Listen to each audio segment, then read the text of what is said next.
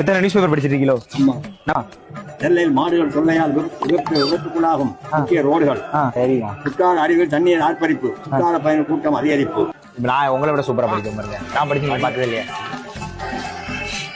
2025 IPL தொடரில் CSK vs RCBக்கு எதிரான போட்டியில் 2000 வாக்குகள் வித்தியாசத்தில் ஆர்கே நகர் தொகுதியை கைப்பற்றி ஆட்சியை பிடித்த CSK அணி.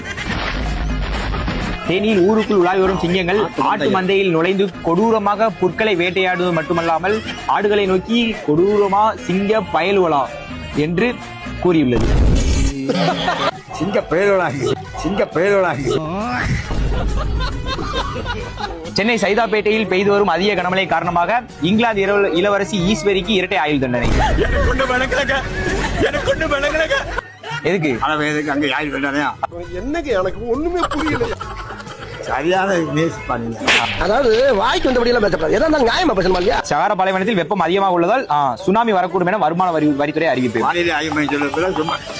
இப்படி ஒரு கேஸ் நான் அட்டெண்ட் பண்ணவே இல்லை. ஆகையால் பாலைவனத்திற்கு மீன் பிடிக்க ஒட்டகம் மேய்ப்பவர்களுக்கு தடை விதித்தது மாநில அரசு.